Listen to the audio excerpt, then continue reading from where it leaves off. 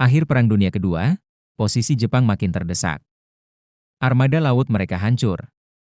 Pesawat tak lagi sanggup menembus jauh ke wilayah Amerika Serikat. Tetapi, Jepang tetap ingin menunjukkan bahwa mereka masih bisa menyerang daratan musuh. Dari situlah lahir ide yang terdengar gila sekaligus kreatif, mengirim balon udara raksasa melintasi Samudra Pasifik.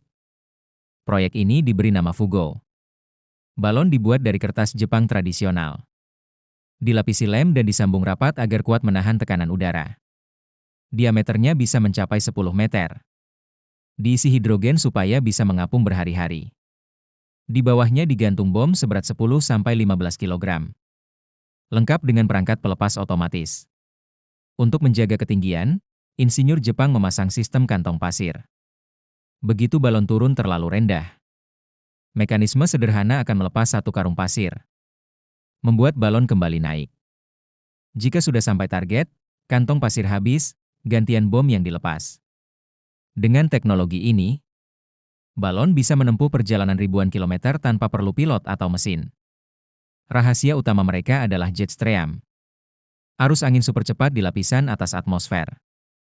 Jepang tahu bahwa arus ini bisa membawa balon dari pantai timur mereka langsung ke Amerika dalam waktu 3-5 hari.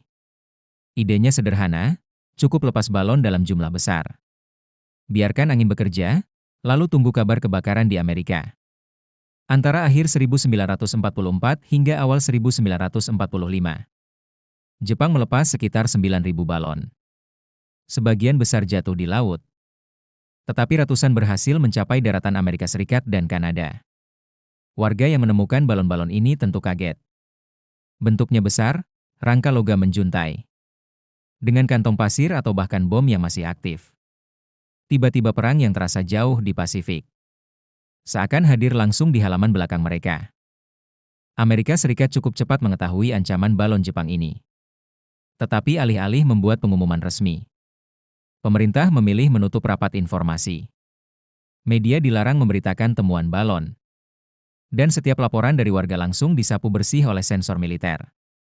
Alasannya sederhana, jika Jepang tahu serangan mereka berhasil sampai Amerika, mereka akan semakin gencar melepas balon baru. Meski begitu, ancaman nyata tetap ada. Di berbagai wilayah, warga menemukan balon aneh dengan kantong pasir dan rangka logam.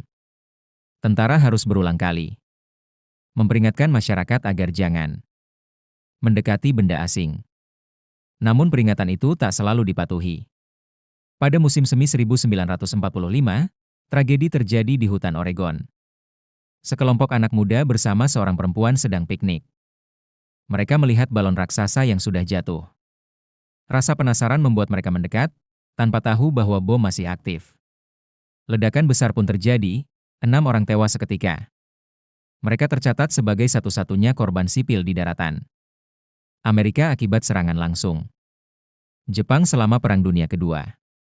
Di Jepang, radio propaganda menyiarkan kabar seolah operasi Fugo sukses besar. Mereka mengklaim kebakaran melanda kota-kota Amerika. Padahal kenyataannya sebagian besar balon jatuh di laut atau gagal meledak. Dampak militer nyaris nol, tapi secara psikologis cukup mengganggu. Amerika sadar musuh bisa menyentuh wilayah mereka meskipun jaraknya ribuan kilometer. Fugo akhirnya dianggap sebagai salah satu operasi paling absurd dalam sejarah perang modern. Ribuan balon kertas dilepas begitu saja, bergantung sepenuhnya pada angin, hanya untuk menebar rasa takut. Walaupun gagal secara strategi, kisah ini menjadi contoh nyata bahwa perang sering melahirkan ide-ide yang tak masuk akal.